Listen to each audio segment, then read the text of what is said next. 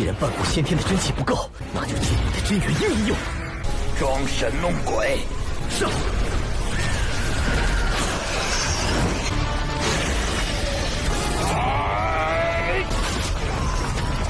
卑鄙小人！好险！ Halo guys, bagaimana kabar kalian hari ini? Semoga masih tetap semangat dan selalu ceria ya. Di video kali ini, Mimin akan kembali membahas donghua kesayangan kita semua yang berjudul Apotheosis episode 48.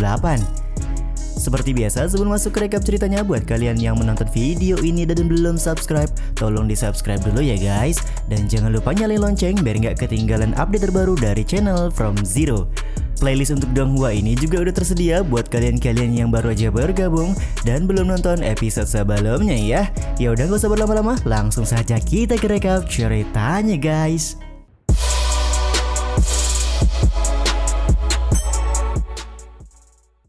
Masih di kediaman Mansion Immortal, terlihat labirin hexagram mulai menutupi semua jalan di Mansion Immortal ini. Tetua Yu sendiri merasa heran kenapa Mansion Immortal ini banyak sekali menerapkan sebuah jebakan. Sama halnya dengan Tetua Yu, Tetua Huang juga sangat kesal serta menantang seorang Immortal yang menjaga tempat ini untuk keluar dan menghadapinya saja ketimbang membuat sebuah jebakan terus-menerus.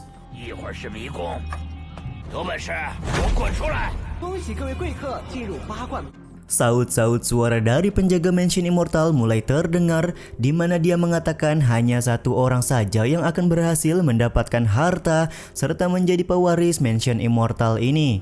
Tetua Yu kemudian bertanya kepada Tetua Huang apakah saat ini dia cukup familiar dengan labirin hexagram yang dibuat oleh penjaga Mansion. Bagi Tetua Huang, dia tidak peduli dengan tentang labirin hexagram karena sedari awal datang ke Mansion Immortal keluarga Huangnya belum mendapatkan harta apapun. Dengan amarahnya dia berencana untuk menghancurkan keseluruhan tempat yang ada di Mansion Immortal.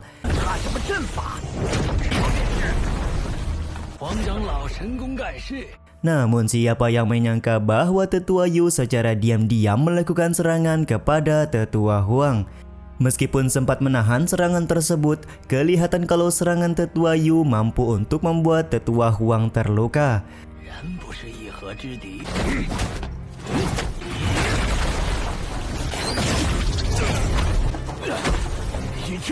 Serangan bukan sembarang serangan, bisa dibilang serangan ini adalah serangan yang membekukan kekuatan Yin yang ada di dalam tubuh Tetua Huang. Yu Qiu, beraninya kau menyerangku secara diam-diam, ucap Tetua Huang yang tidak terima mendapat perlakuan seperti ini. Tetua Yu sendiri menganggap serius omongan yang dikatakan oleh pemilik Mansion Immortal, di mana hanya ada satu orang yang akan mendapatkan harta dan menjadi pewaris tunggal dari Mansion Immortal ini. Kita sudah terlalu tua, jadi berhentilah untuk berpura-pura, ucap Tetua Yu di hadapan Tetua Huang. Tetua Yu juga mengatakan jika semakin banyak Tetua Huang bergerak dan menggunakan esensi sejati, maka tubuh dari Tetua Huang akan membeku karena efek serangan barusan.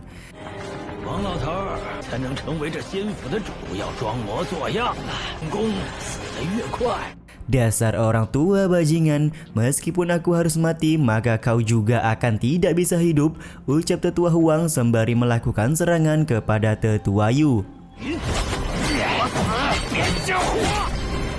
Sementara itu di saat yang sama, seorang junior dari keluarga Pei kelihatan sangat panik dan berencana kabur dari labirin hexagram. Namun sayangnya hal tersebut tidak bisa dia lakukan karena labirin hexagram dibatasi oleh sebuah formasi yang cukup kuat.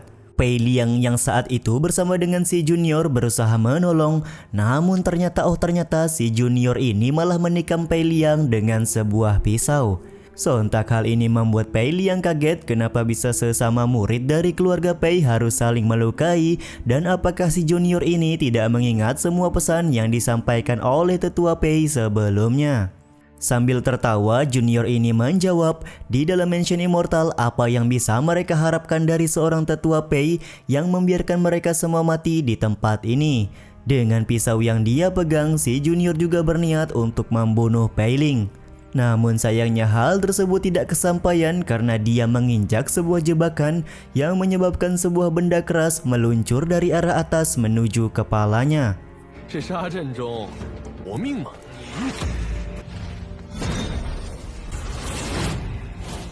Sementara di saat yang sama, Tetua Pei kelihatan masih berjalan-jalan memantau situasi di dalam labirin heksagram. Tiba-tiba saja Luo Zeng datang yang membuat Tetua Pei secara refleks menggunakan pedangnya untuk menyerang Bang MC kita. Cukup beruntung dengan sigap Luo Zeng berhasil menahan serangan pedang Tetua Pei tersebut. Bagi Tetua Pei, dia cukup kaget karena Luo Zeng malah mendatanginya karena seharusnya Luo Zeng berusaha kabur dari tempat ini. Sambil tertawa, Luo Zeng berkata bahwa dia bukanlah pemilik dari Mansion Immortal, jadi bagaimana bisa untuk kabur dan lolos dari formasi heksagram Mansion Immortal ini. Tidak lupa Bang MC kita juga mengajak Tetua Pei bekerja sama untuk menemukan jalan keluar. Sontak ajakan Luo Zeng ini membuat Tetua Pei kaget karena sepertinya Luo Zeng memiliki tujuan lain selain mengajaknya untuk bekerja sama. Bagi Luo Zeng, dia mewajarkan jika Tetua Pei tidak bisa mempercayainya. Namun satu hal yang pasti di mana Tetua Pei tidak menyerangnya sudah cukup menjadi alasan untuk Luo Zeng berniat melakukan kerjasama serta membalas budi. 那就是别有所图。信不过我是自然。 刚才裴长老没对我下死手，晚辈也希望能报答一二。Di tengah bincang-bincang caem di antara mereka berdua, tiba-tiba saja muncul bunga merah abadi di sekitaran mereka. Tetua Pei sendiri mengetahui jikalau bunga merah abadi adalah sebuah bunga abadi kuno, namun karena jenis bunga ini sudah lama sekali tidak muncul, dia tidak mengetahui khasiat apa yang bisa dihasilkan dari bunga tersebut. 上古神花生于虚，不过因为太久没有出现，已经没人知道它的具体功用是。 Tetua Pei yang mengambil bunga merah abadi tersebut sontak membuat jebakan yang ada di sekitar menjadi aktif dan menyemburkan sebuah api panas. Cukup beruntung dengan sangat cepat, Bang MC berhasil menahan semburan api tersebut dengan tubuhnya. Momen ini membuat Tetua Pei menanyakan Luo Zeng apakah dia baik-baik saja serta menyuruhnya untuk duduk terlebih dahulu agar dia bisa menyembuhkan luka bakar di tubuh Luo Zeng. Akan tetapi Luo Zeng berkata bahwa dia baik-baik saja karena tubuhnya juga cukup mampu untuk menahan rasa sakit. Terlebih lagi, pertolongannya kali ini adalah sebagai rasa terima kasih karena Tetua Pei tidak menyerangnya selama di Mansion Immortal. Ucapan Luo Zeng ini membuat Tetua Pei merasa kalau Bang MC kita adalah orang yang cukup menarik.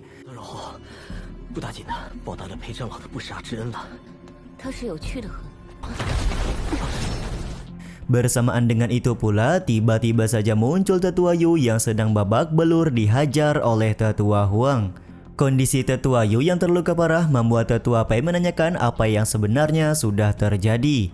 Sambil memegangi tangan Tetua Pei, Tetua Yu berkata untuk berhati-hati terhadap Tetua Huang serta meminta Tetua Pei untuk menjaga baik-baik harta seperti bunga abadi merah yang ada di tangannya.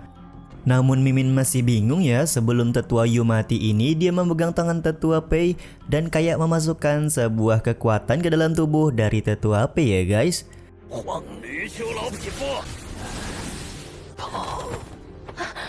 Tanpa aba-aba dan peringatan, Tetua Huang juga langsung melakukan serangan kepada Tetua Pei. Dan entah kenapa, tiba-tiba saja kondisi Tetua Pei semakin melemah, serta hendak kehilangan kesadarannya padahal serangan Tetua Huang juga tidak ada yang mengenainya.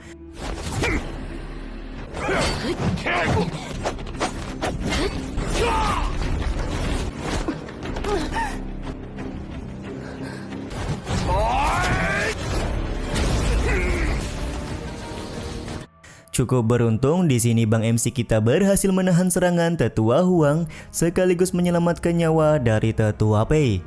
Kejadian ini membuat Luo Zeng langsung bertanya apakah yang sebenarnya sudah terjadi kepada Tetua Pei sampai-sampai dia hendak kehilangan kesadaran.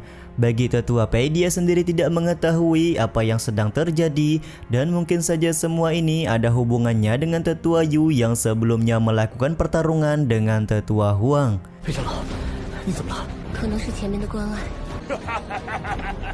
Sementara Tetua Huang sendiri merasa senang dengan kematian dari Tetua Yu karena sebelumnya Tetua Yu sudah menyerangnya secara diam-diam.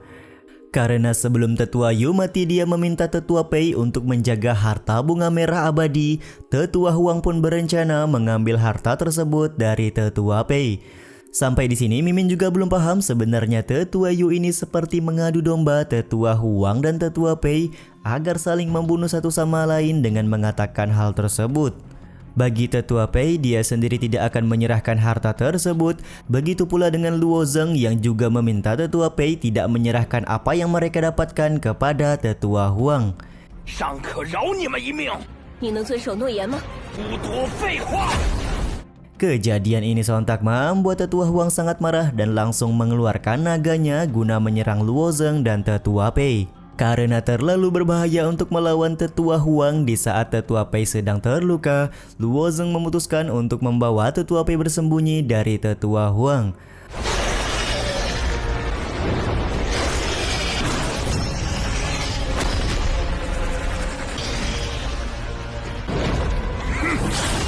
Tetua Huang sendiri menggunakan burung elangnya untuk mencari keberadaan mereka berdua, sembari marah-marah untuk meminta Luo Zeng dan Tetua Pei segera keluar. Dia juga mengatakan jika mereka berdua tidak muncul sekarang juga, jangan salahkan kalau dia dan naganya akan menghancurkan seluruh dataran Mansion Immortal ini. 你们这些黄头，老夫先翻。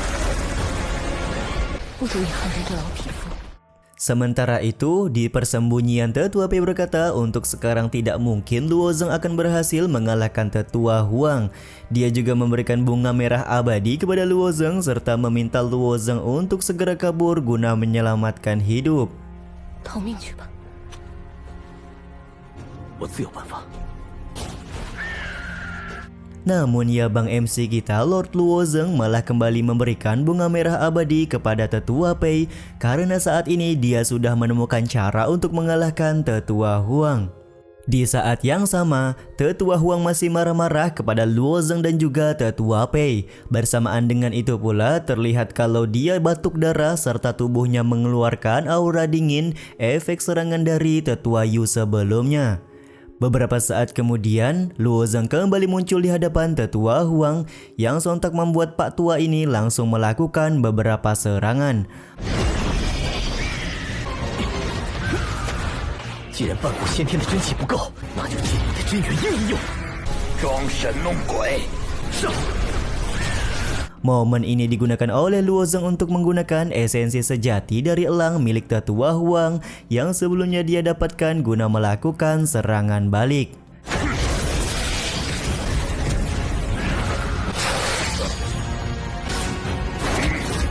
Dengan menggunakan tubuh ilusi, Bang MC berhasil mendekati Tetua Huang guna melakukan duel jarak dekat 1 lawan 1 di atas kepala naga. 下身。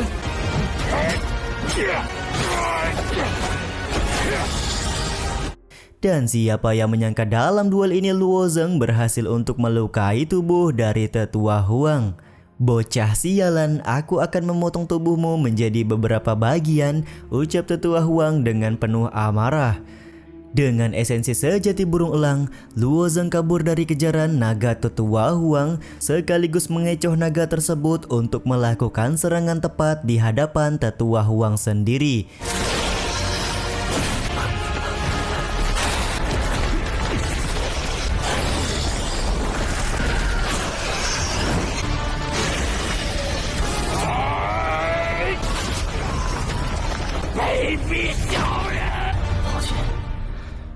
Dan siapa yang menyangka ini adalah cara yang sudah dipikirkan oleh Luo Zeng untuk membunuh Tetua Huang. Setelah mengalahkan Tetua Huang, Bang MC pun mulai kembali bergerak guna menemukan keberadaan Tetua Pei. 罗哲，是你吗？ Sementara itu di dalam sebuah ruangan, Tetua Pei didatangi oleh Pei Liang yang ternyata berhasil selamat. Pei Liang sendiri kelihatan langsung meminta maaf karena dia tidak bisa berbuat banyak untuk menyelamatkan para junior yang ikut dengan mereka ke Mansion Immortal. Ketika Pei Liang mengajak Tetua Pei untuk mencari jalan keluar, Tetua Pei menolak hal tersebut karena saat ini dia harus menunggu Luo Zeng yang sedang bertempur dengan Tetua Huang. Mendengar hal tersebut tentu saja membuat Pei Liang membuat kebohongan kalau dia sudah melihat Luo Zeng mati di tangan tetua Huang dan tetua Yu yang bekerja sama. 是我弟子有愧，他们都……云姐，我们快走吧。等还没回来，我得去找他。这被黄长老和于长老连……你撒谎！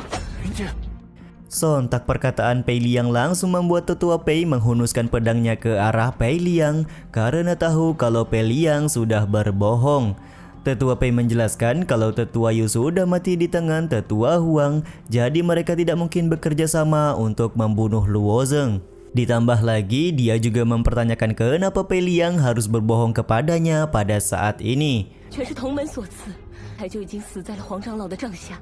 你这样蒙骗我， Pei Liang pun mengungkapkan keresahannya, di mana dia menganggap kalau tetua Pei tidak layak menjadi seorang tetua karena lebih memperdulikan Luo Zeng yang entah datang dari mana ketimbang murid-murid dari keluarga Pei sendiri. 在云姐你的殿下。 Sambil memegang pedang tetua Pei, Pei Liang berkata karena hanya ada satu orang yang bisa selamat di dalam mansion immortal ini, lebih baik jika aku mati di tanganmu ketimbang mati di tangan orang lain. Mendapati situasi ini, tetua Pei meminta Pei Liang untuk tenang terlebih dahulu. Namun ya tetap saja Pei Liang tetap teguh dengan pendiriannya, yang mana dia langsung menghunuskan pedang. 你冷静点。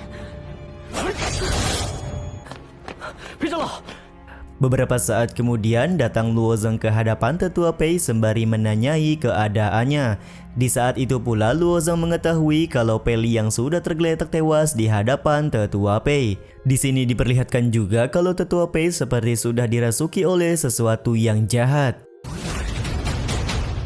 Sedikit membahas spoiler di akhir episode ya guys, di mana terlihat tetua Pei bertarung melawan Luo Zeng dan ternyata dia sudah terkena formasi pembunuhan.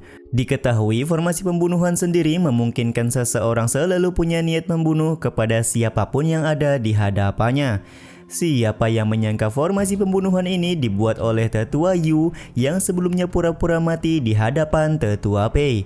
Diperlihatkan juga Luo Zeng berusaha melawan tetua Yu sembari khawatir kalau tetua Pei kembali terpengaruh akan formasi pembunuhan. 杀意的不是绝命杀阵，把背后交给他，空偷袭你。 Sampai di sini dulu video kali ini. Mohon maaf jika masih banyak kekurangan dan kesalahan dalam penyampaian kata-kata ya guys. Terima kasih buat kalian yang udah nonton dan jangan lupa subscribe serta nyalain loncengnya ya. Mimin selaku penulis narasi, tukang voice over dan tukang edit video pamit undur diri. Salam hangat, see you in the next video. Bye bye guys, bye bye. See you next week.